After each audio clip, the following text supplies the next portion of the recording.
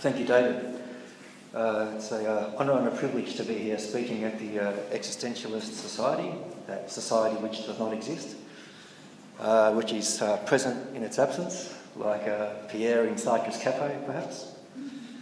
But today I'm going to talk about real ethics and say what I mean by real ethics. To start off, I want to say I mean something very ordinary. By real, I mean as opposed to imaginary. We're going to be talking about real ethics as opposed to imaginary ethics. Now, to illustrate what I mean by that, I'm going to go to Lacan because that's basically where this directive comes from. This is what Lacan says in his Seminar 7, his ethics seminar, The Ethics of Psychoanalysis, which he which he gave orally in 1959. It went through to 1960. And he says, well, as odd as it may seem to that superficial opinion, so he's saying there's something he wants to distance himself from, yeah, which assumes any inquiry into ethics must concern the field of the ideal, if not the unreal, comma, big comma, another comma, right? On the contrary, will proceed instead from the other direction by going more deeply into the notion of the real. So instead of going towards the ideal, right, to talk about ethics, going towards the ideal, like perhaps certain moralists might do, he's going to say, no, that's very superficial. There's something wrong with that. I'm going to go in the opposite direction. I'm going to go further into the real. And then as a little sort of hint as to what's coming, he says, one has to look at what occurred in the interval between Aristotle and Freud. What occurred in the interval between Aristotle and Freud? The Christian Dark Ages, perhaps? Right? I'll just throw that out there as a little teaser. But perhaps that's what the consequence is of going into an inquiry into ethics in a superficial way, or sticking to the surface, or even inflating like the bellows away from the surface, towards the ideal, towards the unreal. Because what kind of ethics are we going to come up with if we are caught up in the imaginary, in the ideal, and in the unreal? What are we trying to moderate? The drives? Nature? Desire? Don't we have to know what it is first? Don't we have to know what's real about it first? Lacan is going to say yes. And in this project, I think he's in good company. And you can also see the sort of genealogical dimension. Look at the interval between Aristotle and Freud. You see, often he's just reading Freud's text closely, right? He's a Freudian, he's a famous Freudian, comes in the French tradition, post-war Paris, for those of you not familiar with him. A French Freudian, but he's also very philosophical. He's very interested in phenomenology, the big Hegel, Husserl, Heidegger, Kojève's Marxist reading of Hegel, some other traditions and discourses that were emerging in his time, structuralist linguistics, other stuff.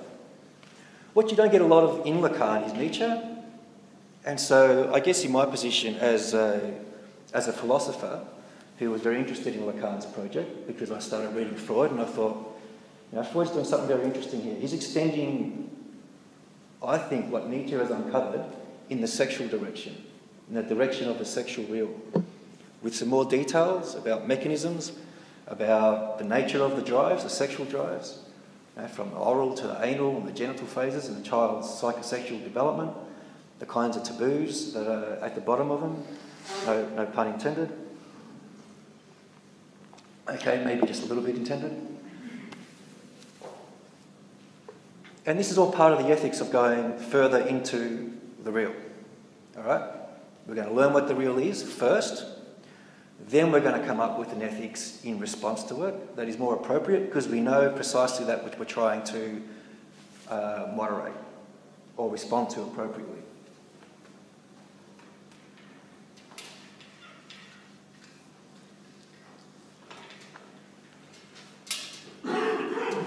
Now, one of the most important things about Nietzsche's project is that he calls for a revaluation of all values, right?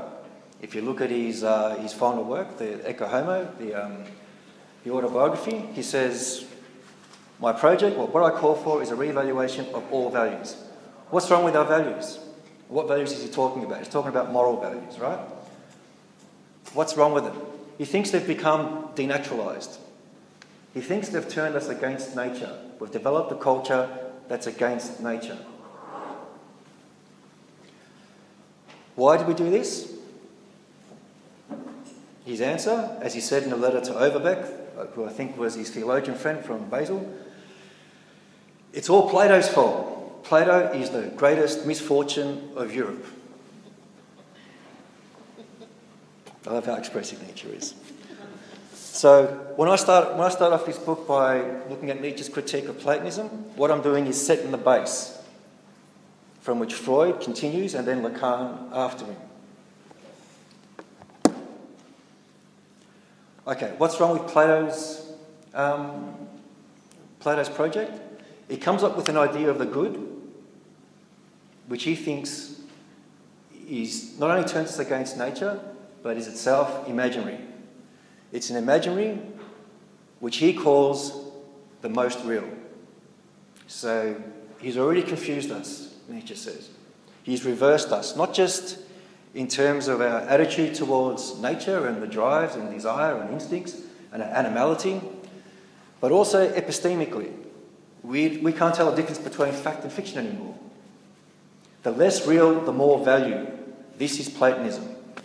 Well, that's Nietzsche saying what Platonism is in a condensed formula.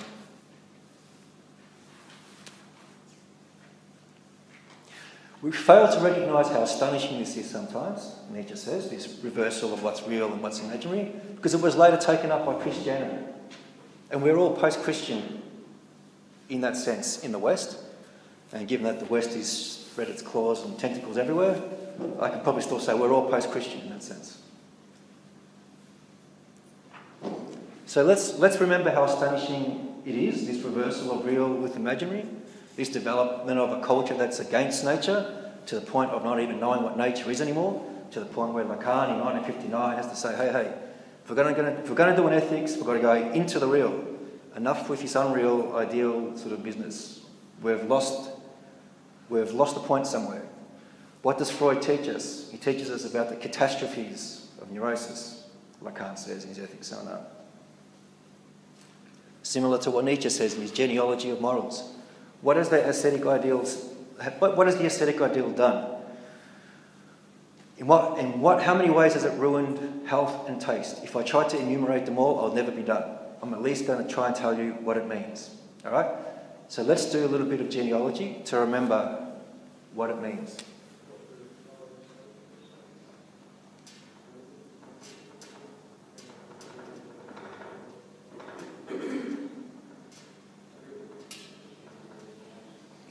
First, we'll start with the prehistoric transition, right? So by prehistoric, I mean before Plato introduced this ideal of the good, and in ancient Greece, around 390, 380, 370 BC.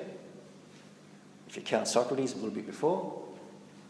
But let's go back before that to the time where we were still animals, right into prehistory, right into the Paleolithic era, and talk about what happened there.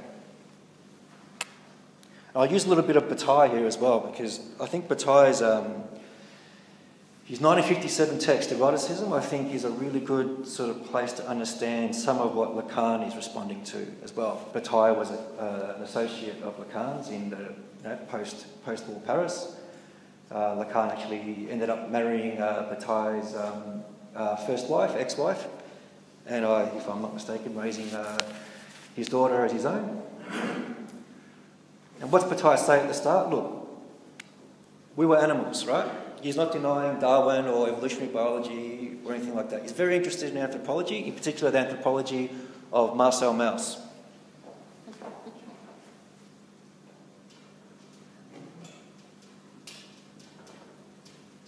There was just nature, right? Animality. We were just like other animals. Now, how did we transition away from that? According to Bataille, it's by putting taboos on certain aspects of nature, on certain aspects of desire, on those aspects pertaining in particular to sex and death, on those aspects pertaining to violence, right? And that's kind of what Lacan calls the real, in a sense. Those parts, the real, right? So we put taboos on certain aspects of nature.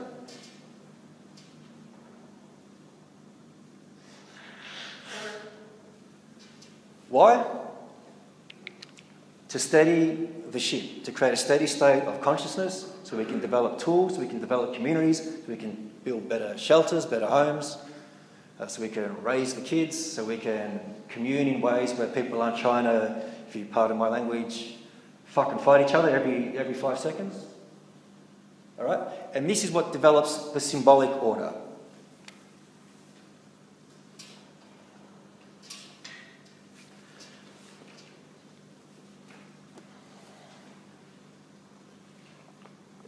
And by the symbolic order, I mean the order of things, the human world governed by work and respect for taboos.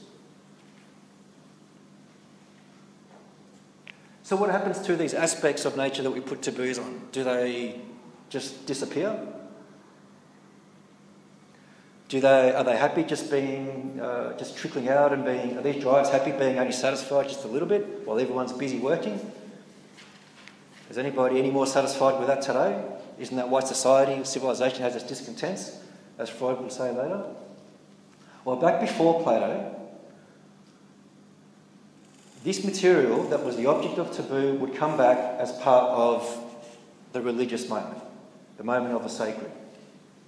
And this moment was marked by transgression of taboos. This is Bataille's, I think, really interesting contribution to ethics, is to bring out the erotics of it. Transgression doesn't oppose the taboo. Transgression completes the taboo's moment. What's compressed later returns. Returns in the imaginary. It's the time of the gods, the divinities, spirits. And this is traditionally a time of license, right? So all the normal taboos that are in place get suspended for that moment and people get their release. It might be, say, a feast day. Instead of don't eat too much, accumulate all your reserves. Today, you slaughter the sacred cow and everybody has a feast. It could be intoxication, dancing, sexual license. The sacrifice could be life sacrifice. Not just animal, but also human. If you look at I think it was the Aztecs. Bataille and Roger Caillois and Marcel Mauss, with their anthropology, are very interested in doing their proper ethnography, looking at different cultures across different times. But this leads us to the third register of Lacan's, what I call Lacan's deflationary ontology, and that's the imaginary. When this stuff returns.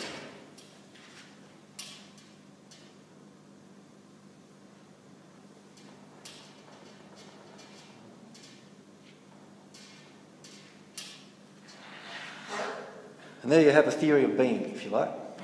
There's the real, right? Nature. There's the symbolic, which is the human world of work made possible by taboos on certain aspects of nature. And then there's the imaginary, when this material returns as the sacred moment of religious transgression. And that's prehistory, right? This, I suggest, characterises pretty much all cultures up until Platonism sort of takes root.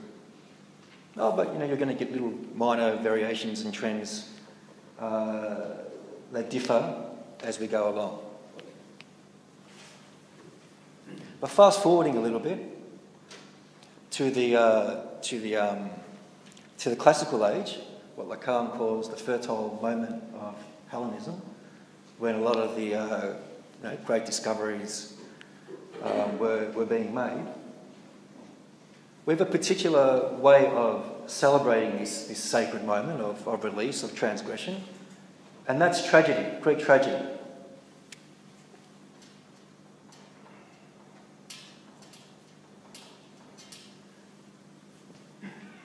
The festival of Dionysus.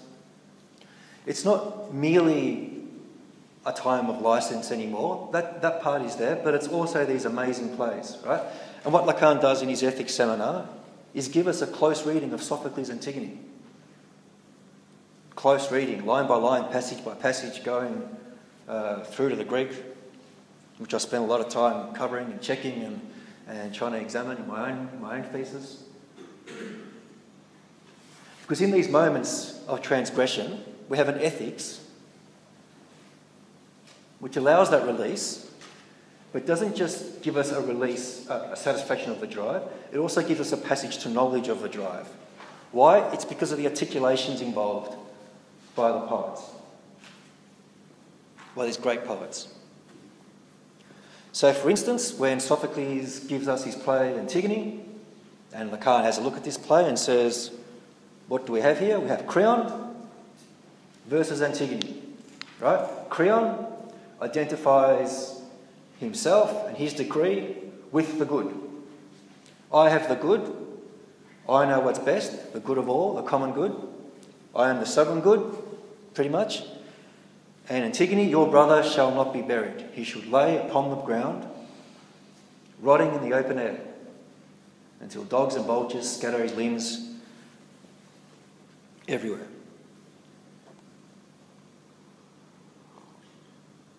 Antigone, of course, famously says no. She buries him anyway. Her answer to Creon is, look, those laws were made by you, not Zeus. But Lacan sort of goes back to the Greek and says she's also saying, but you know what? Zeus didn't tell me to bury my brother either. I'm not really doing it because I'm more pious than you towards the gods, the unwritten law that you must bury your body. And I'm not really sort of more pious to the family. It's, I'm only doing it because he's my brother. I'm so bound by that. She's saying I wouldn't have done the same thing for a husband or a child because I could always have had another child with another husband. Or go with another husband and have another child. But my brother is my brother. He's unique. And Lacan's going to bring out that he's no ordinary brother because as the daughter and the son of Oedipus, her brother is also her father. In other words, her father is Oedipus, so she's also his sister. Does that get nice and confusing? You have to draw a family tree. So what we have here is a metaphorization of what incest is. And what is incest? It's one of the fundamental taboos that helps us make this passage from animal to human or nature to culture, as Levi-Strauss puts it. And by allowing this incest dimension to occur during the play, what's Sophocles and what's the festival doing? It's metaphorizing for us this moment of crossing over, this moment of crossing away from the good towards the real, right? Creon resists, caught up in the good, and he cops it. His son, dead. His wife, dead. His reign, finished. So what Lacan's saying is going on in these plays are kind of an ethics of tragedy, which is also the ethics of psychoanalysis. It's like, don't be like Creon. Don't ignore the real. Don't ignore our right to the real in the right moment, in the right amount. Antigone, her splendour, is there to remind us of the older sense of the sacred, which is soon to become lost because of Platonism. So let's have a look at Platonism.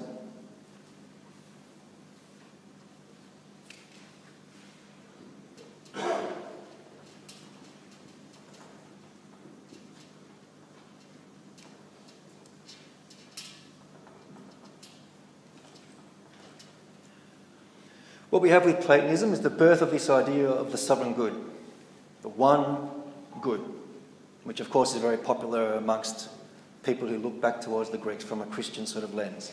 Plato introduces the one divinity, the one good, the one pure good, not like these other Homeric gods who fuck and fight and are excessive in all their passions. But you can really observe what shift is going on here from the perspective of Lacan's tripartite ontology. Let me demonstrate.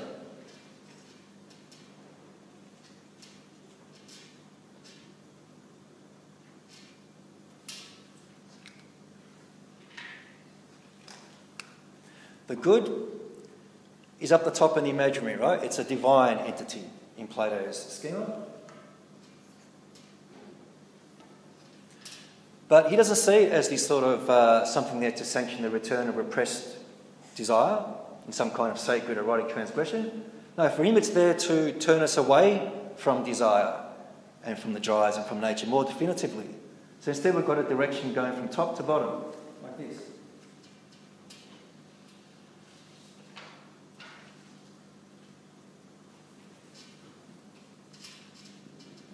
What he's trying to do is install this good in the imaginary to suppress the real across all times.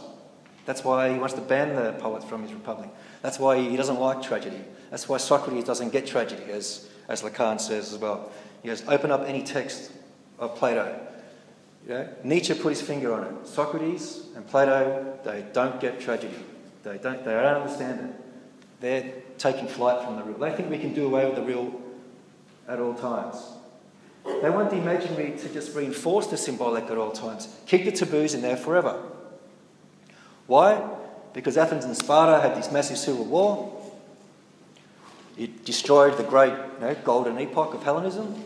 So they want to give morality and rationality a metaphysical extension. They think, let's just do away with the sensory, with the drives, with instincts, with the animal side. Let's introduce an asceticism, a turning away, and we'll be better off. We'll all be pure and moral all the time. And what happens to this repressed material? Of course, as the Freudian experience teaches, it returns, but as repressed.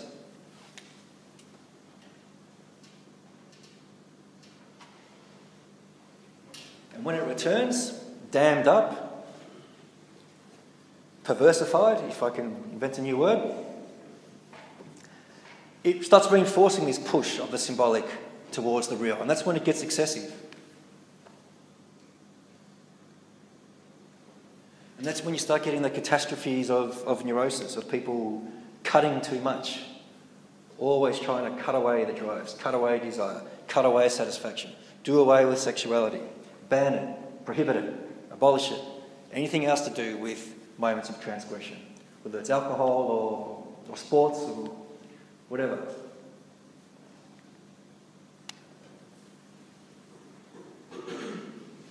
Might start to look like the Freudian superego after a while, right? The more you renounce, the more power you give it, the more it demands.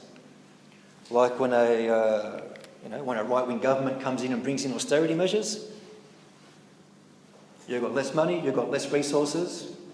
Does that make you better? No, because you're giving up your money to people who now have more power to introduce more austerity, if I can use a bit of a political analogy. That's what's going on here in the sort of moral dimension.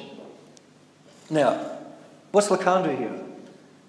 We have to turn now to Seminar 8, his seminar on the Transference, which I am told by our friends at the New Lacanian School is coming out next year, I think. Yeah, Bruce Fink might be bringing that one out, yeah. Always using the unedited versions, which are put out by a guy called Gallagher, translator, which you can find online. But once the official version comes out, there'll be a bit of a scholarly apparatus, there'll be an official translation, so it's going to make working from it it's a little bit more pleasant than it was for me. What Lacan says at the start of this seminar, Seminar 8 on Transference, is the transference to Socrates is the longest the history of thought has known. Right? The transference to Socrates, i.e. the transference of authority to him and his construction of the sovereign good as the one supposed to know. Right? That's Socrates. Especially as inaugurated by Plato. Which text should we look at? Well, Lacan looks at the Symposium, Plato's famous Symposium, where the topic of discussion at this drinking party is love, right? And where Socrates is in attendance. And again, just like his treatment of Antigone, we have a close reading, line by line, passage by passage, probably even closer, even more detailed. You're probably getting into it. You really enjoyed his journey with Antigone, the seminar before. So it probably takes the first half of the seminar, the whole half of the book that's going to come out. Antigone might have been a really nice quarter in the previous seminar. Socrates, when it's his turn to speak, he throws over to this imaginary mystic woman called Diotima, and she talks about this ladder of love. She says, what happens? This is how love works, right? You see the beauty of bodies, individual bodies, right? Of course, we're talking about natural beauty, so we're down at the lower end of this hierarchy he's about to introduce. Then you notice, well, if there can be more than one beautiful body, why is that? Why is there more than one beautiful person? Why is there not just Brad Pitt, but George Clooney and all these other douchebags we get sick of, right? There must be this idea of the good, this form of the good. So we start abstracting, right? The form of the good, we're getting higher, up this ladder. That is going to drop. What about other beauties, like the beauties of great poetry, the beauties of great science, or the beauties of great literature? Okay, they're even higher up because they're more abstract.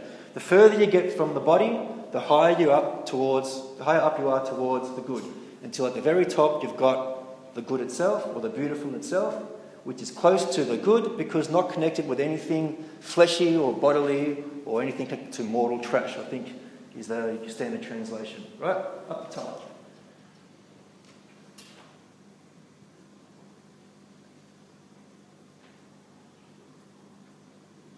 So what he does in a sense is subordinate eros to agape. From eros, you still have the presence of eros because it's still ancient Greece, right? It's not the Christian Dark Ages yet. You still have physical beauty everywhere. But it's only there to help you ascend towards this ladder, up this ladder towards the good, which is defined as the opposite to anything natural, anything bodily. And once you get there, wait till you die and then you go to heaven. You'll be with it the whole time. That's the Platonic myth, the myth of metempsychosis, as Lacan calls it, which is more prominent in some of his other dialogues. For instance, the Phaedo and the Republic come to mind, where he talks about the task of life is to prepare yourself for death by turning away. Turn away from the body, turn away from your sexuality, turn away from your libido, turn away from all your drives and instincts, turn away from anything that can be read as natural, as egotistical. Right? What that is all about, of course, but it's the excessive turning away that creates this problem of people living as if they are dead, waiting for death to give them life, which is how Bataille quotes, I think, a Catholic priest in his eroticism book, which I think has its roots in this sort of tradition here. So that's Platonism. But what happens in the symposium is that Alcibiades appears, right? Alcibiades is this handsome Athenian general of wild but large repute.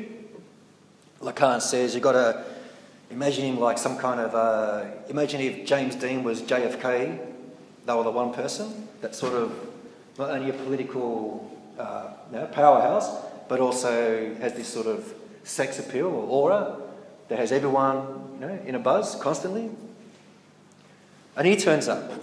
And Lacan says no matter how fascinating all these mirages about the good and this ladder of love and the Diotima are, Alcibiades bursts in drunk, unannounced, surrounded by girls and flute players and stuff, and that brings us back to how it really is. That brings us back to the real. And now Socrates is under pressure. Why? Because, as he says, as Alcibiades says, Socrates was the first to have loved me. Or as Socrates says, Alcibiades, I was the first to have loved him. They were actually partners of some sort in that sort of ancient Athenian custom of the lover and the beloved, where an older male and a younger youth will hook up together in some kind of relationship, homoerotic relationship, though not exclusive, so it's not as if that means they get married and have kids as well, but it was part of the custom of friendship in those days was to have a sexual component. And people couldn't understand why Socrates would be attracted to Alcibiades and vice versa? How did they sort of team up and become sort of bosom buddies, fight in wars together, etc., etc.? And Alcibiades gives us this story. And Lacan's very fascinated by this story. Because, as is usually his method, when he finds, commentators later on getting into sort of hysterics over these passages, oh my God, look, what's this passage doing there? Maybe somebody added it in later, it's obscene. That's when Lacan says, that's the part you focus on, because that's the real. It's the same in that speech Antigone gives, when she said, oh God, I wouldn't have done this for a husband or a child. Could have had another husband and another child with another husband, who cares? Even Goethe say, oh my God, why is this beautiful image of Antigone, the virtuous Antigone, suddenly spoilt by this horrible passage? Maybe someone added it in later. And Lacan saying, no, maybe that's the real showing itself. It's the ripples it creates amongst commentators that pricks his ears, his Lacanian ears, if you like. And Alcibiades starts telling this story about how he once tried to get Socrates to have sex with him, and how Socrates turned him down. And once Socrates turns him down, suddenly Socrates has all the hand. Because before that he had no hand. Socrates is known as this sort of interesting sort of figure who, as Alcibiades tells it, he stalks the handsome.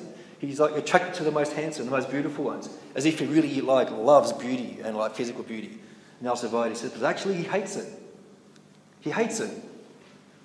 And look, I tried to get him to have sex with me. I gave him all the opportunities, and he's like, no. And Alcibiades finally I said, look, I know you're this moral philosopher, and I'm have all this physical prowess. How about if you teach me what the good is, I'll let you have sex with my body. Right? Which would have been a kind of fair sort of trade in ancient Athens. That's sort of how it works. It's like the older males attracted to the youth, the beauty of the youth, and in this process of sexual gratification, the elder is supposed to teach the younger how to become a citizen one day by educating him through this process, planting him the seed of knowledge, if you like. It might sound embarrassing by today's standards, but as Nietzsche says, don't forget where philosophy started. It was the beauty of Athenian youths.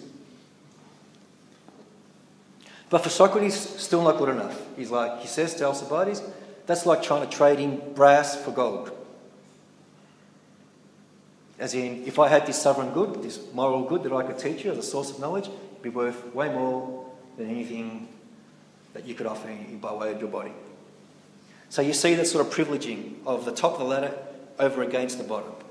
He says, Alcibiades, don't worry about the material realm, the natural realm, look to your soul.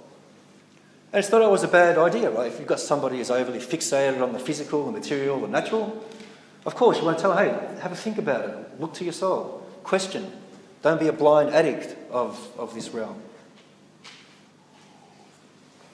But what happens, unfortunately, through this shift in values is, as Nietzsche puts it, twin decadence running side by side. In Freudian terms, I'll say what you get there is a dialectic between the neurotic and the pervert, between neurosis and perversion. I think we should be with Freud on this issue and just maintain a little bit of analytic neutrality, because both sides can be as blind as each other and both can be just as ignorant of the real as each other. In fact, one side will often cause the other. And it's in there in Alcibiades' speech. It's like the repression gets put in, Alcibiades returns as even more perverse. Thucydides' remarks of all these wild, uncontrolled transgressions that made him an object of public envy and hysteria. Athens probably would have won the war if they didn't keep getting hysterical over Alcibiades, and one day they vote him general, the next day they vote him out of the city. And he has a lot of trouble controlling himself. Which doesn't make Socrates the good, right, from this perspective, because, as Lacan says about Socrates, in short, he's a kind of madman. He believes he's some kind of messiah from this oracle that's told him he's the wisest man in the world because he knows that he knows nothing. And he believes, in a sense, that when he dies, as a reward for his practice, he's going to go to this heaven of the good, which is the real world. He believes this imaginary is real. Good luck to him, he's a very interesting figure, right? But what happens afterwards is Plato turns it into an ideology. And that's where we kind of get stuck. And that's when I'll shift across to Christianity. I go through these epochs chapter by chapter in the book, so if you're looking for more detail, more scholarship, I'm trying to abbreviate what's going on in there, but there's a whole lot of sourcing going on, just to make sure the trajectory is correct. All right, Christianity.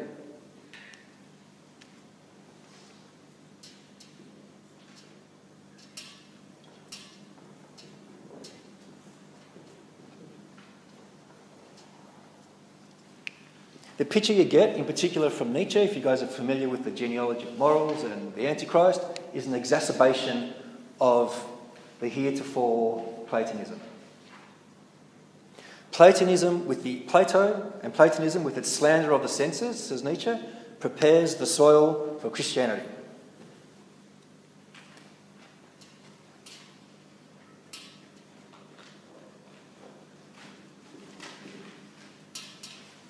So you have this guy at the top, which is not some vague idea, but an actual, a father figure. The Father who art in heaven, the God of the good, as Plato calls it.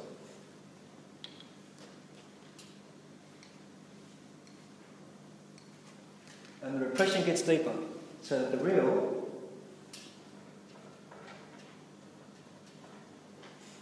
starts to get annulled.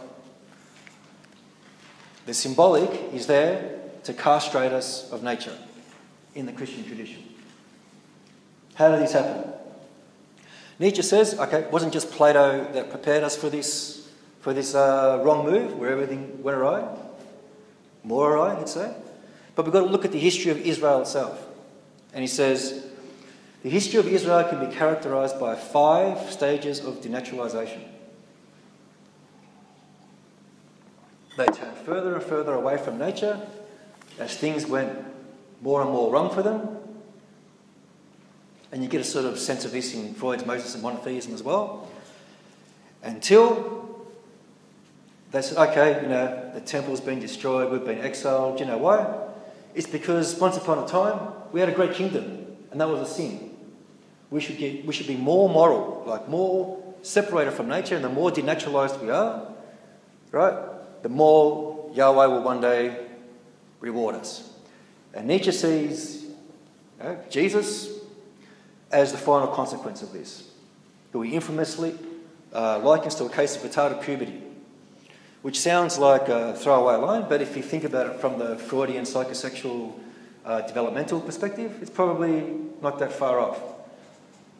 Resist not, turn the other cheek, nothing somatic, nothing physical. The recoil from everything touchable. This is all Nietzsche's description of Jesus in the Antichrist. Turn away from everything natural. Feel the bliss now, it's in you, right? This sort of agapic love, unconditional love. Nothing to do with bodies or anything at the bottom of the ladder, which still had a place, a lingering, a residual place in Platonism, but it was there but debased. With Christianity, you get a total turning away from it, a total detachment from it, if you like. A withdrawal into the imaginary. That's the Nietzschean picture. Now, what's Freud going to say of all this? This is where Lacan accuses Freud of slipping into a bit of strange Christocentrism. Right? Why would it be strange or odd for Freud to slip into a bit of Christocentrism? A, because he's not Christian. B, because he's atheist. And C, because, he's still kind of connected to his Jewish sort of culture to a certain degree. Not in a religious way, but he certainly doesn't sort of usually see much positive with Christianity. For instance, the love thy neighbour commandment. He thinks is just gone too far. He says the historical spectacle of, the people who took up this commandment doesn't measure up very well with the results. You don't end up with a lot of loving of the neighbour, you end up with crusades and inquisitions and neurosis. But what does Freud find positive of this story? This is when you've got to go into his theory of the primal father of the hordes. So Freud himself takes us back to the prehistoric eras, to the Paleolithic eras, and says, we all once lived in these hordes with a dominant male, a father, right, a primal father, who would dominate all the women, right? Forbid any of the other males, the sons, from having access to the women, and kick them out as soon as they got of breeding or mating age, if you like, as soon as puberty hit. And after a while, all these like sons that have been kicked out got pretty pissed off with this, so they band together as a band of brothers and murder the father. They gang up on him, right? These primal fathers. But then they miss him, right? They miss their father, the powerful father, and they realise that they feel that none of them can take his place on their own. So what they do is say, okay, let's put a taboo on incest. Let's make this passage of nature to a different kind of culture by putting in the taboo on incest. This is in the Freudian paper Totem and Taboo, and he recapitulates on this in Moses and Monotheism. Why? What on earth has Moses and Oedipus got to do with all this? Lacan will constantly say. Because Lacan thinks, Freud thinks that there were two Moseses, or Mosesai, I don't know how to say it in plural, right? One of them was Egyptian. He was the one who learnt about monotheism from the pharaoh Akhenaten, who tried to get rid of their polytheism and install a kind of monotheistic sort of god of the good figure in ancient Egypt. But he fails. The pandemonium of the gods, the polytheistic gods returns. So this Egyptian Moses leads the Jews out into the desert, where the Jews killing. Why? Because they develop resentment for all these like strict taboos that are put on them. You know, give me back my beer, give me back my TV, don't take away my drive, my response, my enjoyment, right? Resentment towards the leader leads them to killing. Then they cover it up. Again, they feel bad about it, right? And at some point, a second Moses emerges for Freud. Completely different figure. This is the one from Sinai who gets the Ten Commandments, an obscure, irrationalist sort of figure, right? Rallying on about commandments and fire and brimstone, talking about Yahweh, this volcano god. And over time, on the Semitic Peninsula, the second Moses becomes more and more like the first Moses in people's memory.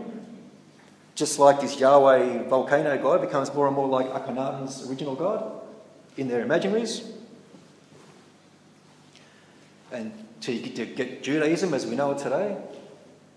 And then with Jesus, you have this new kind of outbreak amongst the Israeli people, the Judaic people. But this time, they're killing without covering it up. So Freud says, you know what? Christianity is in a sense a progressive fulfillment of this whole Hebraic history. Why? Because now the murder of the primal father is up there for all to see. There's not one here, fortunately, on the cross. Right? We know we murdered the father, the leader. We're not hiding it anymore. Now we can stop. Now we can, be sufficiently castrated of all these excessive, unruly, anarchic, libidinal and aggressive drives, and sacrifice it like Jesus did. Right? He did it for us. Now, Lacan calls this Freud's cock and bull story, right? And it's pretty, surprising to hear Lacan talk about Freud that way. He has, the utmost respect for. He calls the Oedipus complex Freud's dream, right? Which is a massive shift. So we've gone into seminar 17 here, which came out 4 years ago, and it was translated by Russell Grigg, who supervised my work at the dissertation stage. Suddenly, Lacan's calling Oedipus complex Freud's dream, and he's calling this primal father story a hysteric's fantasy.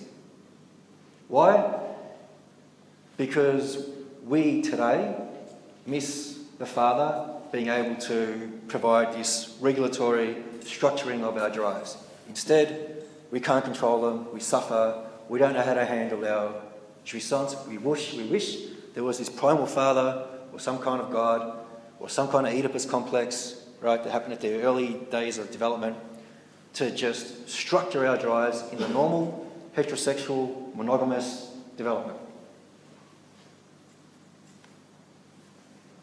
So Lacan thinks Freud was misled by the hysterics in his clinic and was maybe being a little bit hysteric himself in mistaking this fantasy for historical fact, actual historical fact. But I think there's something else going on here that we can bring in from the Nietzschean perspective. And that's that the people who were really murdered for this, this kind of structure to take hold, this Christian, Christocentric Oedipus structure, was the great noble figures of Hellenismos, the Greco-Roman tradition, the philosophers, the scientists, the poets. They were the ones that were murdered. And Nietzsche says, look, now all the traditions of science, like mechanics, mathematics, working in combination with the senses, they were there with their traditions and their schools centuries old. All of these committed to the flames overnight, replaced by what? Christianity, with its schools and traditions centuries long of holy lying, pious lying, or pious fraudulence. So Nietzsche describes the whole Hebraic tradition, when the imaginary is called real and the real is called imaginary. Right? In the Platonic world, the sensory world is just an imperfect copy of the supersensory world, away from the body, away from the earth, away from nature. It shifts the centre of gravity away from right here and now, which can of course be seen as a problem when you think about environmental destruction that's going on. There's disrespect for nature, there's disrespect for earth, there's disrespect for animality, ignorance of our own, projected outwards.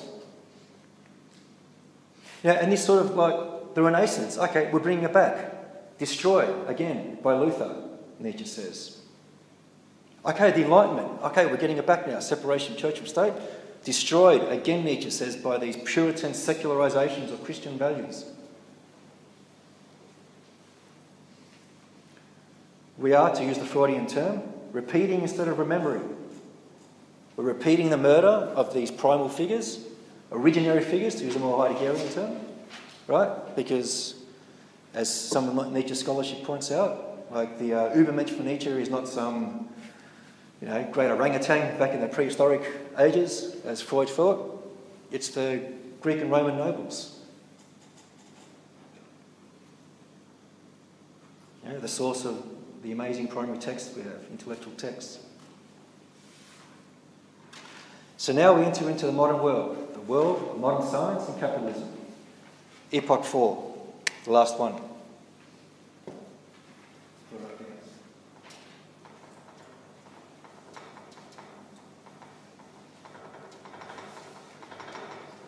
To outline this in terms of Lacan's tripartite ontology, right, the real, the symbolic, and the imaginary. What we have in the modern world is basically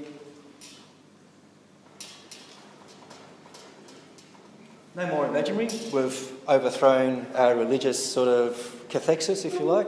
We don't believe in superstitions and fairies and angels and gods, and we're talking about educated, scientific types, people who are in the know, reading, Nietzsche and Freud, and studying evolutionary biology, etc.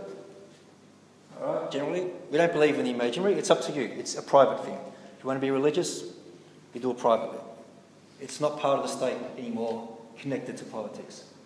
But do we recover the real? No. All we are left with is the symbolic.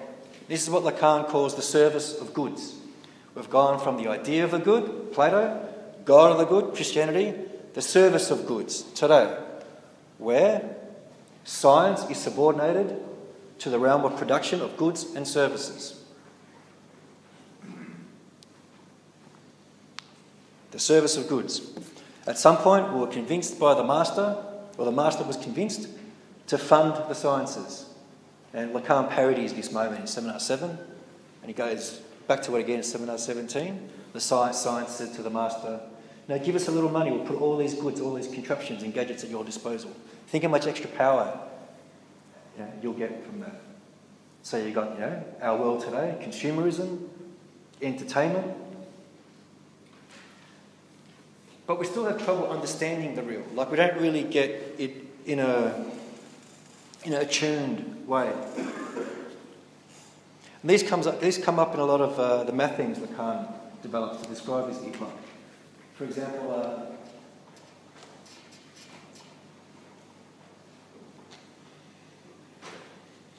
that's what he calls the discourse of university, discourse of science. On the bottom right, what gets produced is the split subject. Keep on knowing, keep on producing knowledge, right? Know more and more and more and more. What you never get to do is think about your own desire. And this is in Nietzsche as well, in his critique of the way science is invested in the Genealogy of Morals, Essay 3. Head smoking day or night, produce more knowledge, produce more goods through applied knowledge, consume more, accumulate more riches. Whatever you do, don't stop and think about yourself, about your desire, about whether there is meaning or why there is absolutely none. Why we're part of this system that continues to alienate us and doesn't just destroy our people, but potentially destroys a planet. Why can we do nothing to stop it? We keep consuming these objects A, as Lacan calls them, which are there to sort of act as some kind of stopper to fill in the lack. I feel alienated, I'll have this cream pie. I feel alienated, I'll go watch a Sylvester Stallone film. Is that going to make good the loss? No, of course not. But there's people there to tell us that it will. Just keep consuming. Keep producing more knowledge that can produce more gadgets to produce more crap. That only reinforces the alienation. What you never get is that controlled, organised, non-productive expenditure, non-utilitarian expenditure that you'd get in the pot-like societies, of which tragedy is an example. Expenditure without the hope of a return in profit. You know, Pericles would fund Aeschylus putting on a play, right? If he did that today, he'd put up a fence around it and charge admission too. So it's all about accumulating more profit. Nobody wants to spend just so we can get more knowledge and release for the drive without the hope of accumulating more and more and more. It's all about accumulation. This is very big in Bataille's analysis of general economy. However, Nietzsche and Lacan also have a lot of positive things to say about science and scholarship. So what they're complaining about is the way science is made to serve the aesthetic ideal, the sovereign good again. The problem is they have different positive things to say about science. For Nietzsche, the strength of science is its empiricism. For Lacan, the strength of science is its mathematical formalism. So do we have a split between them, an antinomy? Well, I thought about this for a long time and I found a book by Alexander Koyré on I think it was called Newton's Great Synthesis, or the Significance of Newton. And Koyré, of course, is Lacan's main influence in the philosophy of science. And Koyré says the strength of science is to synthesise both trends, the empirical with the mathematical. And I go, aha, well, let's just do that with Nietzsche and Lacan as well, with their philosophy of science, to create a proper balance between the empirical and the mathematical. Because if we think no knowledge can come from the senses, we get back to Platonism. This is just an imperfect delusionary copy that's going to take you away from the good. And why do we need some positive relation to science? Because it gives us knowledge. It does. It really does give us knowledge. We've just got to recognise what its limits are. I think this is what's common to the ethics of Lacan and Nietzsche. We've got to recognise what the limits of science are through what science teaches us, and then at the periphery preserve a space for the return of desire. Not as repressed desire, but just as something that's been put aside for a while in order to be brought back in a sacred moment, according to an ethics of transgression, according to a kind of erotics, in the right moment. So we can affirm, right, the human condition, the seeming tragedy about it, in a way that leaves us better equipped to handle the real in future. All right, I'll leave it there. Thank you.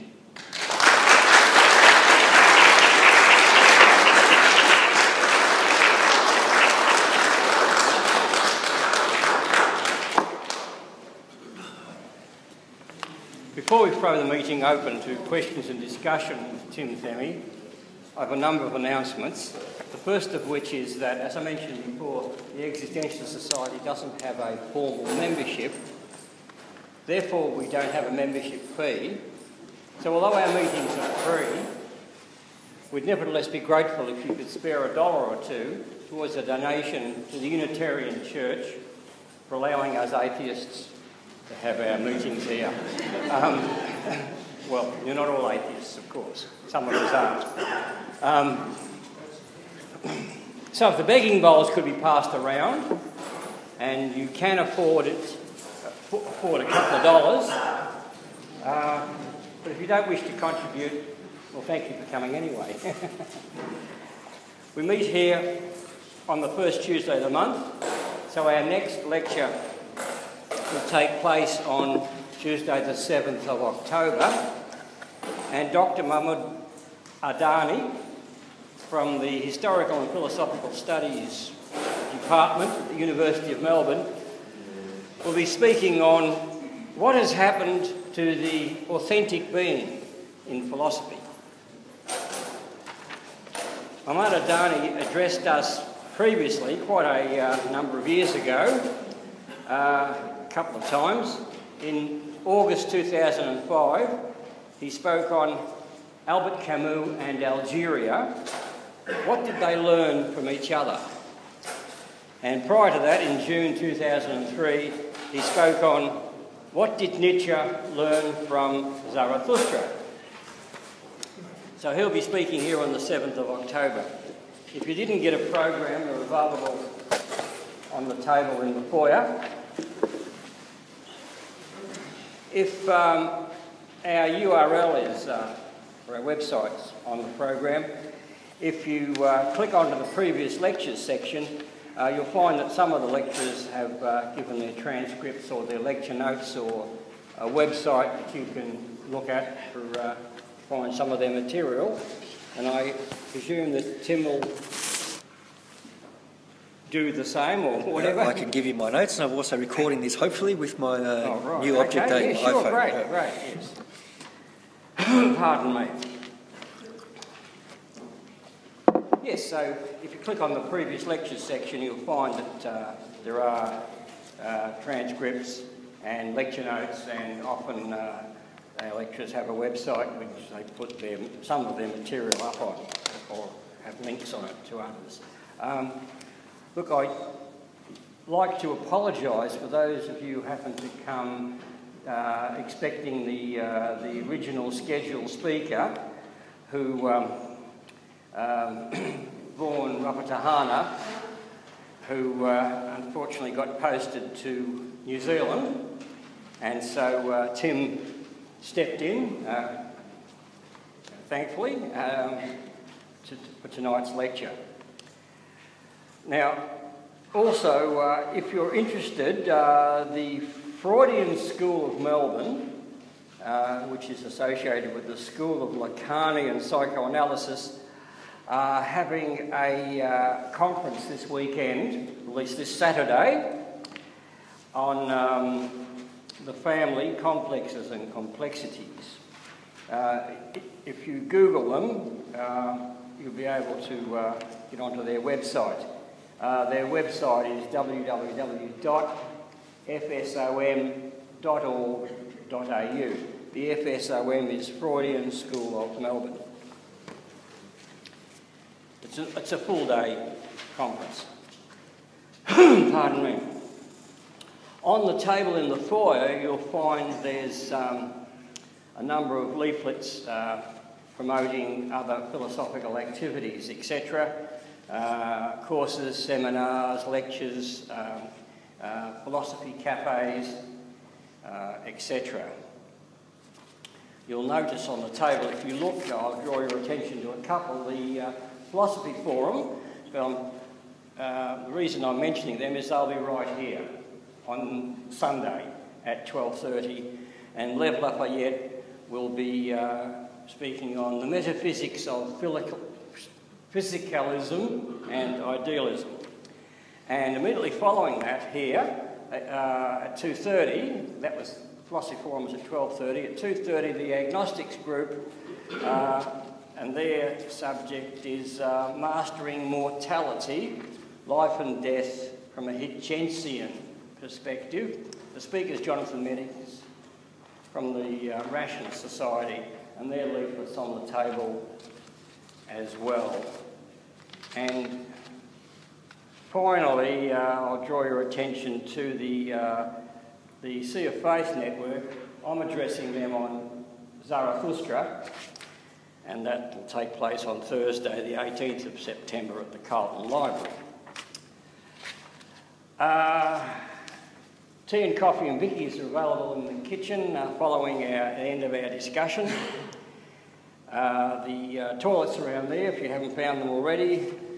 And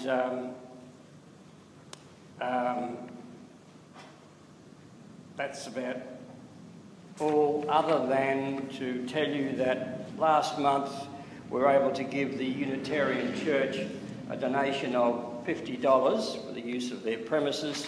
And so thank you for tonight's donation. And I'll hand you back to Tim. The microphone comes apart if you want. Oh, okay. Yes. Plato had the three ideals: the good, the beautiful, and the true. Now, you haven't mentioned the truth. Did he feel that he had to be absolute about that? Did that make him a bigot, intolerant? How did Plato deal with truth? For Nietzsche, the great sort of scoundrel aspect of what Plato did was to conflate those three things. Is to say the good is the beautiful and it's also the truth. The truth is the good and it's also the beautiful. Why wouldn't the truth be ugly, for instance, is what Nietzsche asks. And Lacan says the same thing, like what? The truth is good, the truth is beautiful. You'd have to have the devil in you to imagine such a thing, right? So it's a bit of a sort of, I guess, a sleight of hand, I think, that Plato's trying there. Nietzsche would say, and I think maybe Lacan would say the same thing too from the psychoanalytic perspective. Yep. You're saying, generally speaking, in the recycling of history, that way in various ways, with your different epochs, are you saying that humanity is actually just recycling a natural pattern that pre-existed before humanity, or are you saying humanity has evolved that pattern? I think the latter. I think Nietzsche might even call it the eternal return of the same. Yeah, we keep sort of going through these sort of similar patterns where we try to repress returns, and then we're all perverse for a while, and then we realise that that's going to be really destructive, so we bring in the repression again. What we never bring in is knowledge of the truth behind that cycle, which is why we're blindly repeating the same. We are repeating instead of remembering or acknowledging or understanding. I'm trying to say these patterns pre-exist man in nature. They're not defined the way this has been defined, but they're really biological patterns that existed prior to man. That would probably be a metaphysical speculation, which I wouldn't want to enter into. I could enter into it would be very, very... I'm sure you could. Questions or comments? There and then there, yep. I was just wondering if you could expand a little more on your idea of the real. And are you just equating that with desire in general? Or? Not quite, nearly. I think it's more to do with, say, unconscious desire, or desire that is repressed to the unconscious because it goes beyond our normal modes of expression. So beyond the pleasure principle, Freud might say, when he's talking about the death drive. And what he means by that is the drive or desire that goes beyond the correlation that the pleasure principle usually forms with the reality principle. A reality principle is there to limit our pleasure, right? So, okay, I can have one cake but not 10, right? I can have one beer but not a slab, or at least not every day, or for every meal, right? And but what happens to those drives to go beyond those norms? They typically get repressed. And we're not just talking about simplistic things like food and alcohol, but sexual desires. You think about, say, the homophobic person who has repressed homosexual drives. Or you think about a very chaste person who really would like to be a sex worker and therefore have as much sex as they can. So we're talking about drives or desires that are unpalatable to deal with, in a sense. But maybe we have to bring in the distinction between the pre- and post-symbolic real.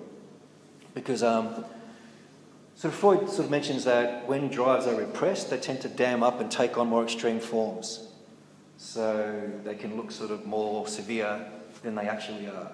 So we may have these extremely perverse desires only because we've repressed desires that were a little bit perverse, only relative to a norm that maybe was too sort of narrow, if that makes sense.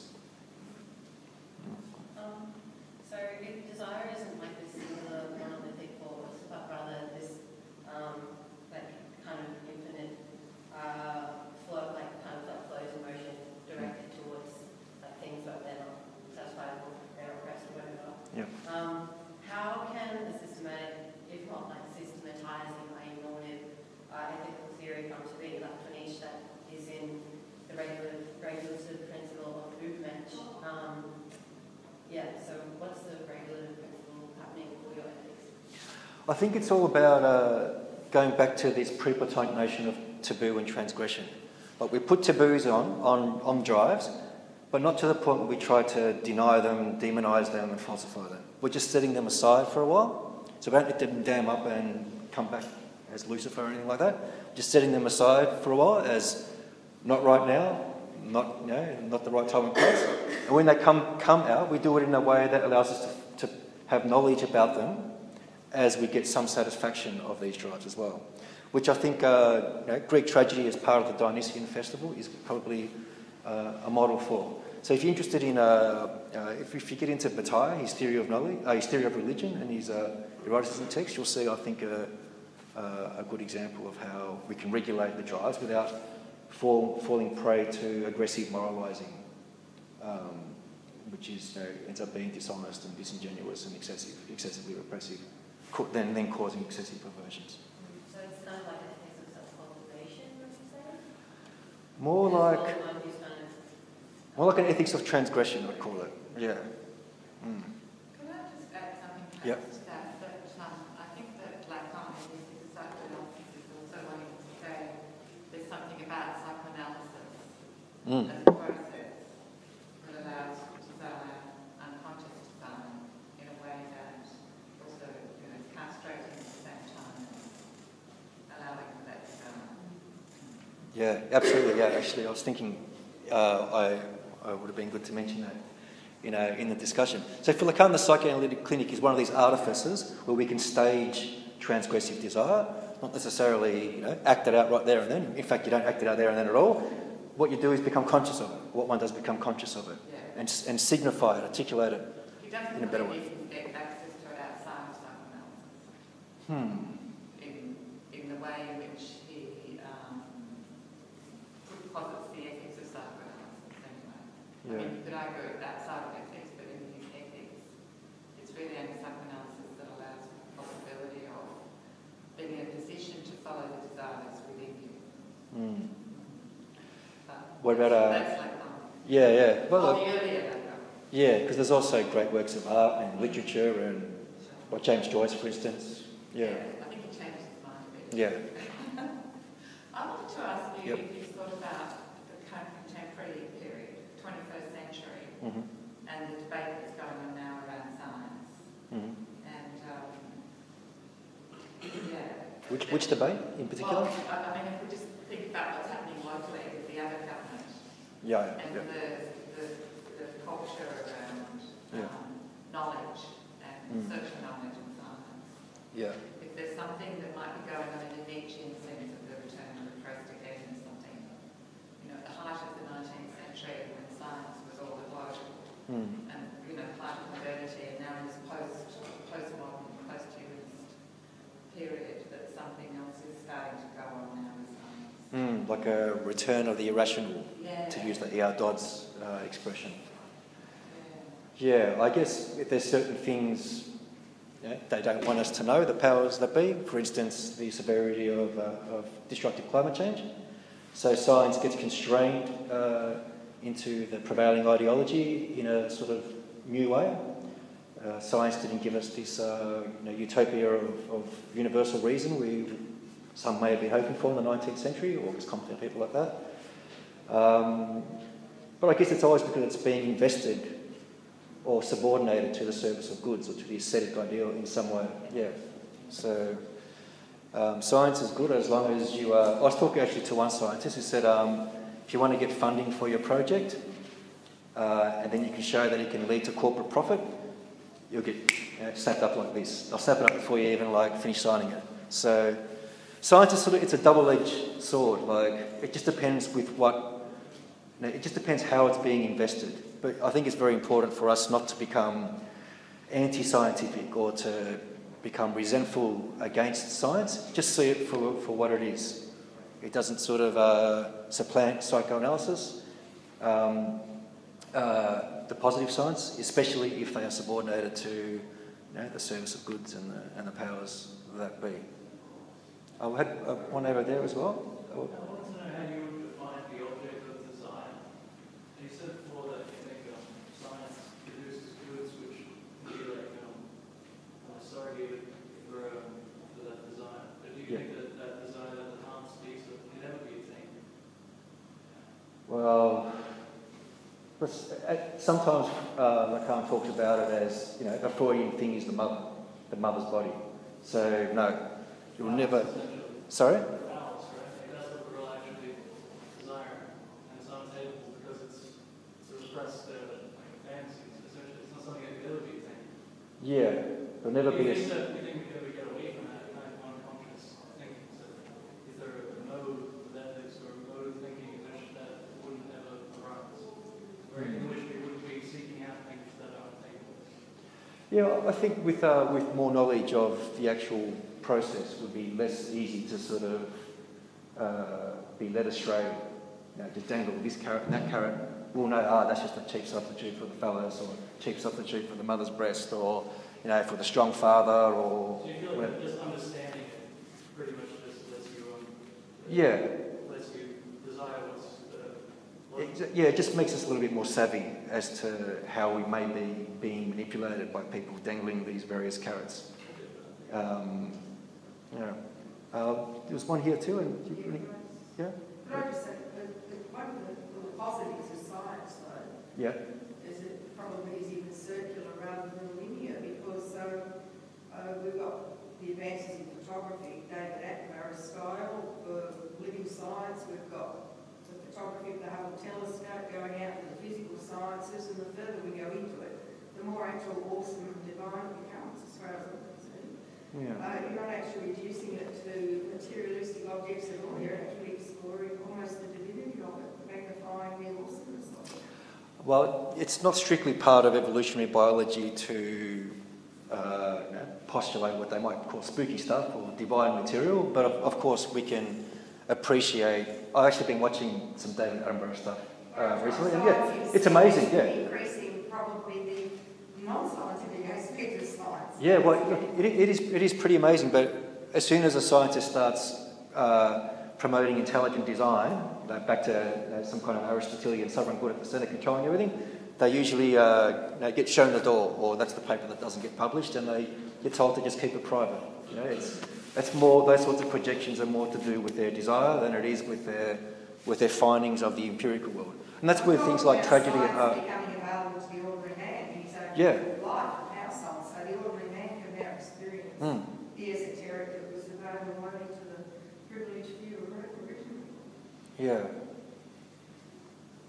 Would you like to jump in now? I was thinking of that dynamic you're talking about with repression, and I'm thinking back to Foucault's paradox, where he says that even today there's a lot of new age discourses on liberated homosexuality, and there is kind of they've taken the simple core of Nietzsche's discourse that we were repressed, and now we're not.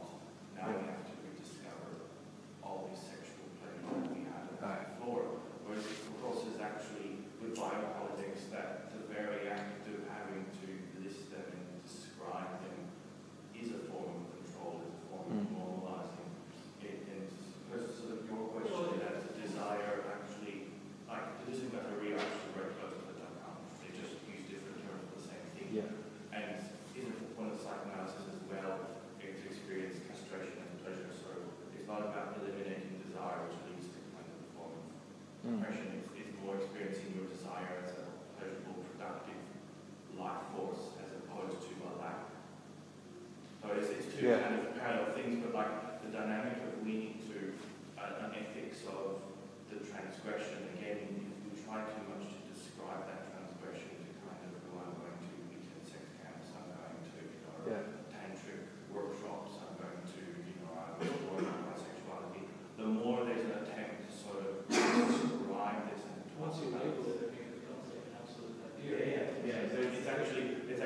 paradox often described in BDSM communities of consent, like the actual real pleasure is in non-consent, but then obviously you go into the illegal, so there's that fine line between.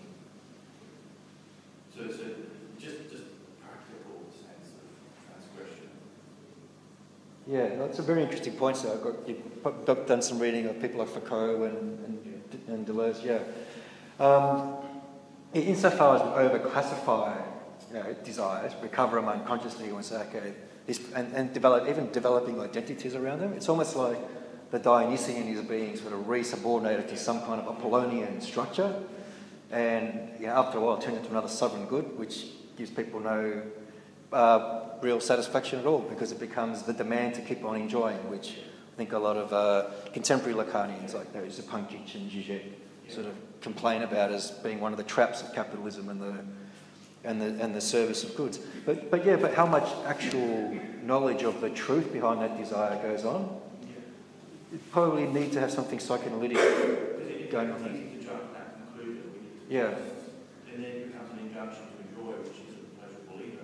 Yeah, exactly. We need a bit of a morus interruptus in order to build a desire and know that there is we have a sort of some kind of structure that suits us or suits us communally as well. Like there should be communal sort of celebrations as well. Like there is, like you say, everybody might celebrate the grand final day, have a barbecue. If your team's not playing, if your team's playing, you wear the colours, all that animism is there. You shout and scream.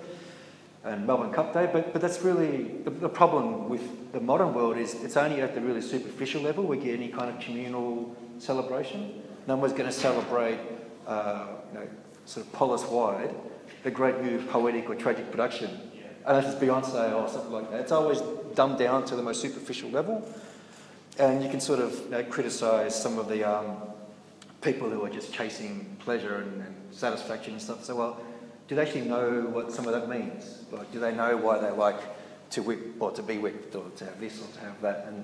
And I think that passage to knowing should be part of that sort of sacred moment of transgression. There's probably a lot of analysts in the room. Psychoanalysis is just bloody too expensive, and it can be. Bringing it back to materialist perception, many people would probably be interested in psychoanalysis, popular analysis, they just can't afford it. Yeah, well, I guess. That's the only way to actually attain understanding of your desire, and people can't afford to do so. Yeah, I think the other way is through meditating on the text, like to read Lacan seminar, to read the Freudian papers he's referring to, and then. All of his seminars are about, he says, to train analysts. Well, you can authorise yourself as an analyst if you do a really good job, but it's also to sort of read them genealogically as well, and like be aware of the sort of history of the shifts in the real, the symbolic, and the imaginary. And it's expensive to have an analyst, but it's also expensive to be an analyst. Like you can imagine, it's not like something that gets advertised in the middle of Channel 9 News and everyone's flocking to you. Like so. Everyone's fix it, right? So if they get it in a year, it's like. Yeah, like there's probably only one job that will be less financially secure than my own, being a philosopher, and that would be being an analyst. So you might as well take up both, So, but yeah, like, well, the experience of meditating on Lacan's texts and Freud's texts and Nietzsche's texts, and then all the periods they're referring to, looking at the primary texts, is I think. It is quite analytic, and I guess there's a way where you can. I think if an analyst is a GP as well, or a psychiatrist first, you can also maybe find a way to chalk it up to Medicare, if there's if there's a sort of financial issue. So if there's the desire, maybe there's the weight. It doesn't have to last for 5 years, 10 years, but there might just be for a period, as long as the desire is there. Where there's a will, there's maybe a bit of a way. Should we go there first and then come back to it? Okay. Yep. I was just wondering, a lot of mention of science, and I recall science always begins as an assertion of that world.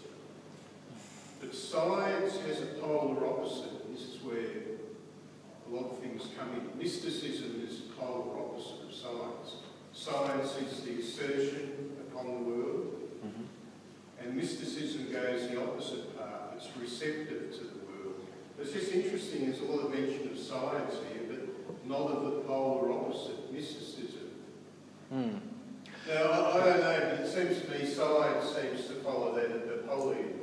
sort of trends, whereas mysticism seemed to be much more related to the Dionysian part. Yeah, absolutely. And they're both paths, because neither science or mysticism on their own are world conceptions or global views. They are simply paths.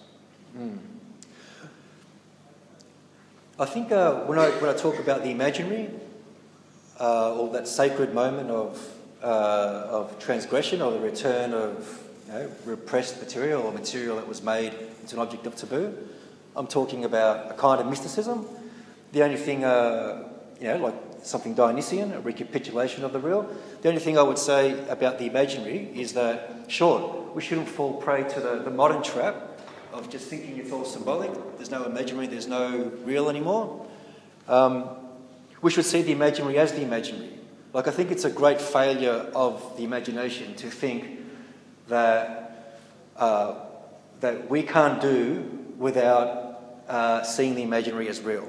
I think that's the ultimate failure of the imagination. The imaginary is fantastic. I love the imaginary.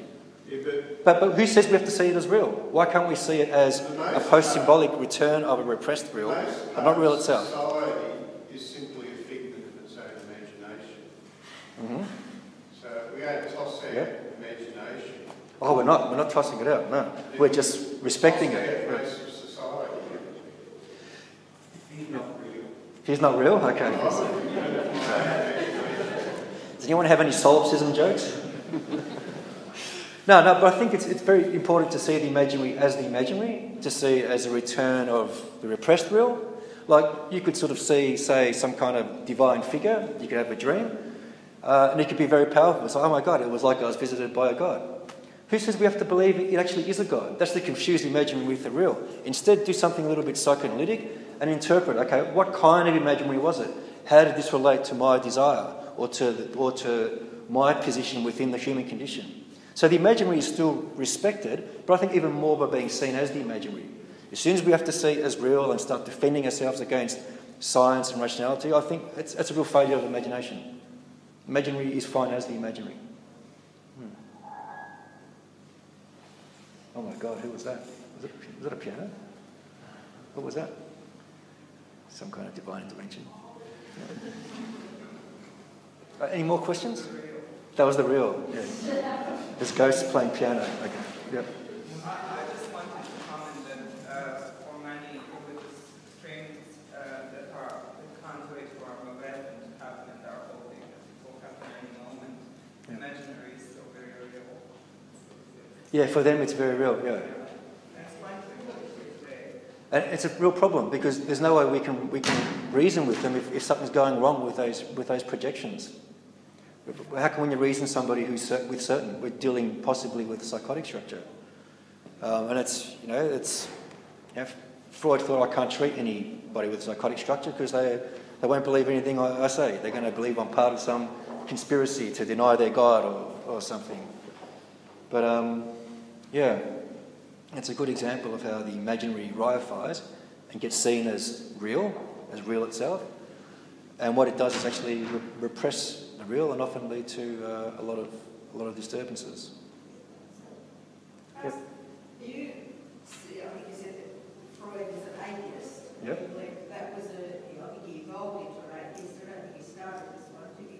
Oh no, I think he did. I was reading one of the books, biographies of him, which I read a few years ago, which is a very good book. He actually met regularly with the upper echelon of Jewish community.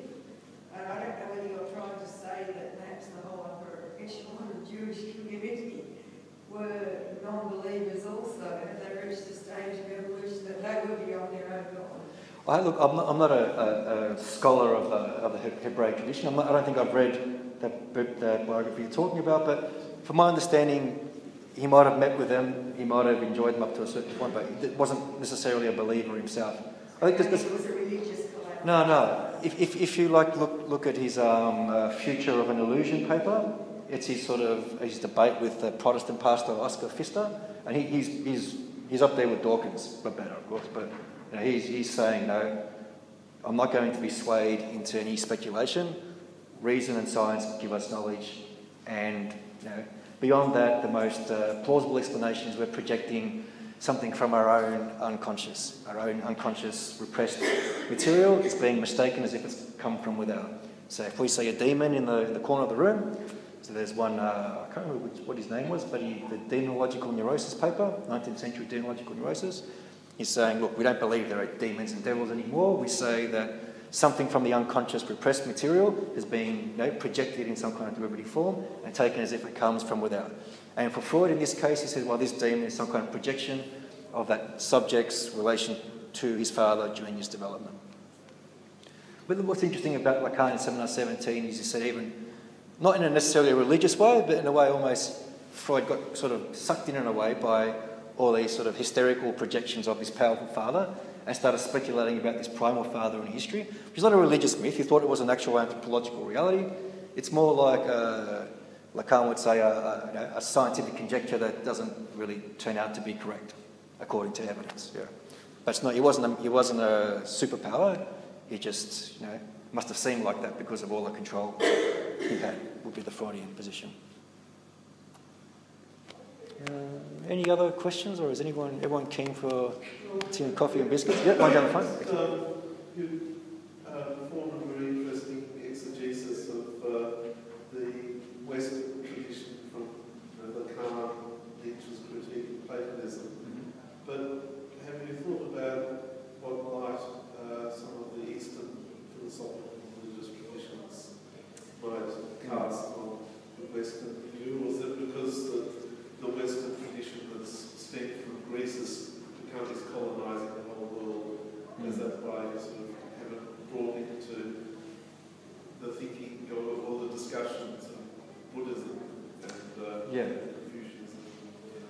Yeah, I guess the Nietzschean perspective on Buddhism is a sort of Eastern version of this sort of ascetic ideal, this idea of turning away from the body and drives and desire, turning away from the ego, and but not necessarily preparing yourself for some kind of Christian Platonic afterlife, but they have their own sort of kind of versions of that. I haven't looked at it too much, no, but I can see how it might be interesting. Yeah. Would you like to say something from that perspective? No? Yeah. When I discuss philosophy, he likes to go into the Eastern stuff, she stuff. Yeah. Questions that kind of redundant under various Eastern philosophical chasing their own tail. Yeah. Lacan studied Taoism society. Yes. Taoism?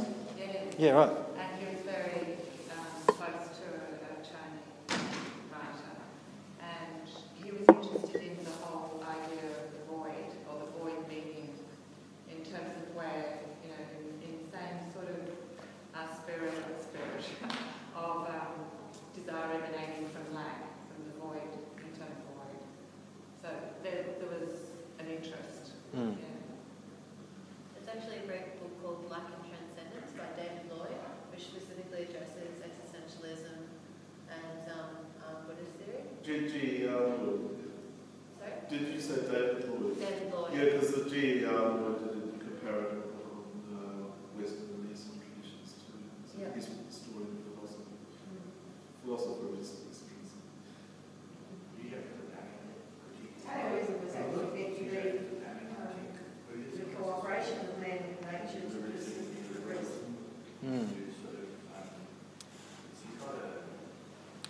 Look, it's not my field of expertise, but if I can invoke Sartre to a certain extent, given that it's an existentialist society, I would say that one of the modes of bad faith is to reduce ourselves to facticity, to say this is our biology, therefore we have to be this sort of subject, and there's just a direct deterministic relation. The other version of bad faith, commonly overlooked, is to deny our facticity. And I just wonder whether some of the Eastern traditions, insofar as they become caught up in a kind of asceticism and seeing all things as illusionary, and whether they're sort of guilty of that sort of second version of bad faith. But this would be a question for those who are interested more in the East and are sort of doing more reading in that direction to see how the sort of discourses of Nietzsche and Freud and Lacan might extend in that direction or shed light on that direction, and vice versa. Sure, that would be an interesting... there was a comment there as well. Did you want to go? You're waiting for it? Yeah? I'm hearing that somebody say that Buddhist practice was somehow getting away from the body. I'd like to correct that misconception. Yeah. If you meet a good Buddhist meditator, Yeah. they are vital in their body. Yeah. Compared to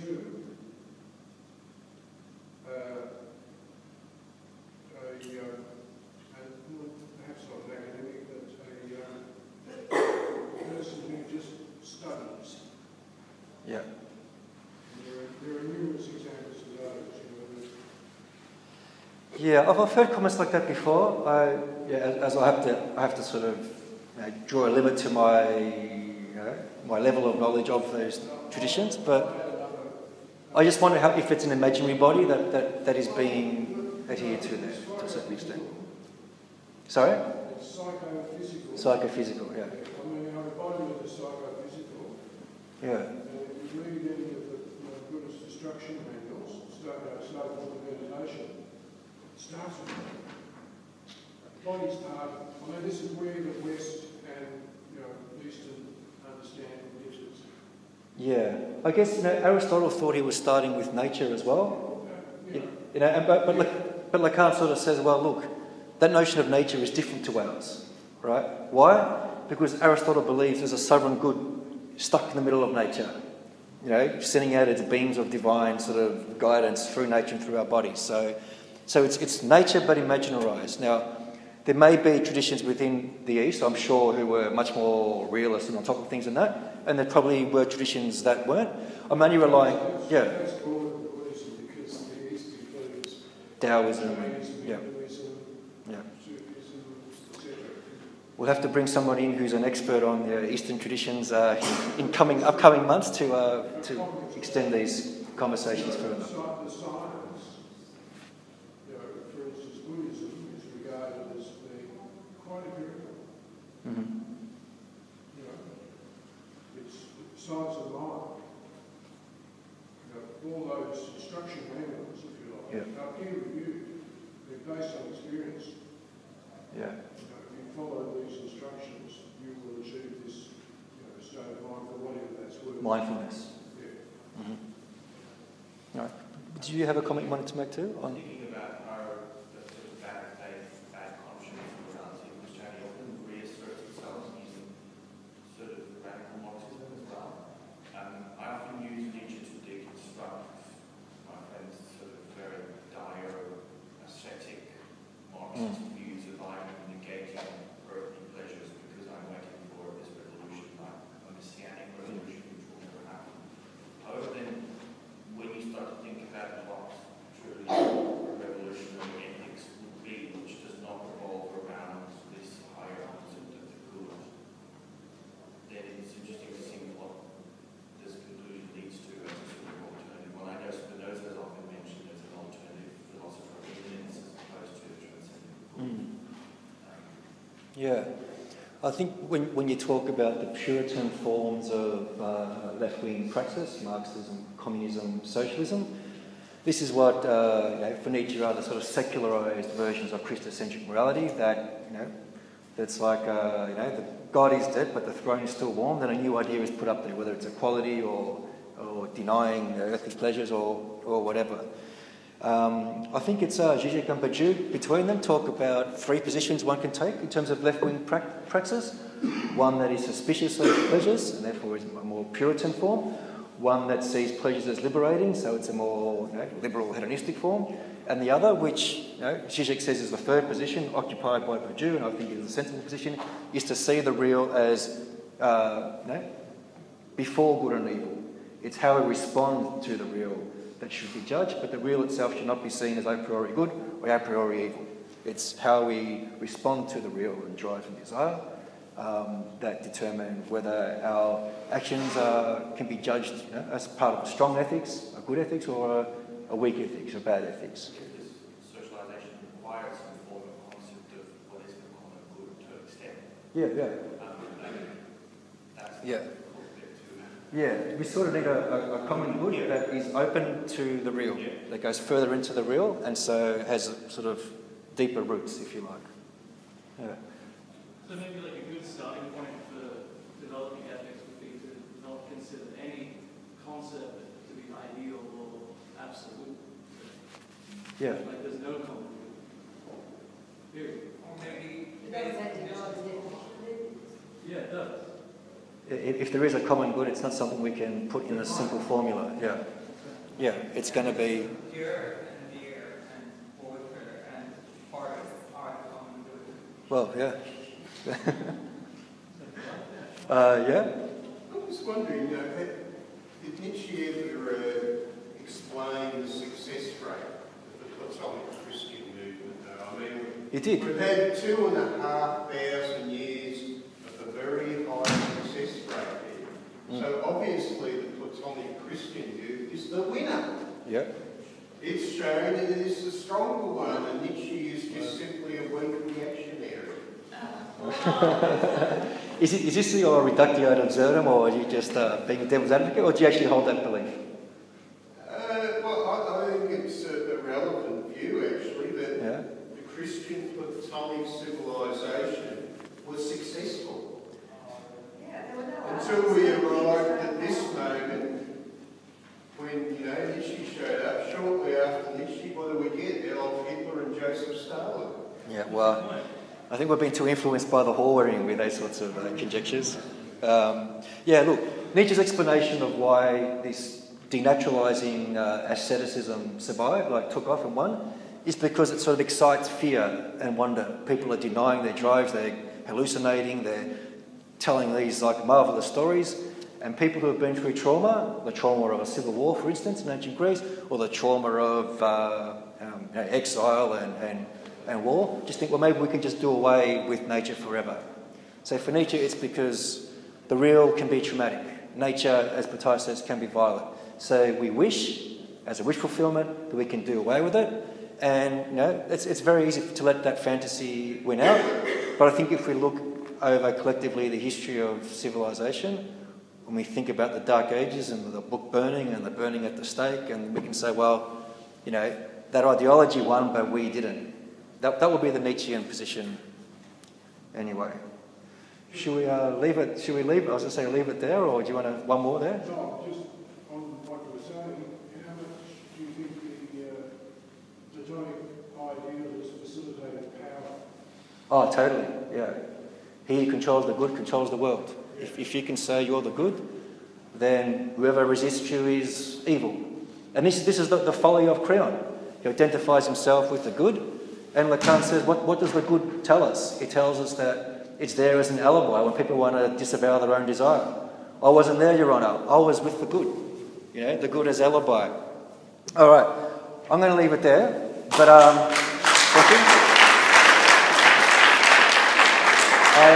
have a case of books that I brought with me that I was able to buy at the author discounted price from SUNY, which is $50. So if you wanted to buy it from Amazon or straight from the press or at a bookstore, probably cost you $80. So I lugged the box out with me tonight in case you wanted it at the discounted price.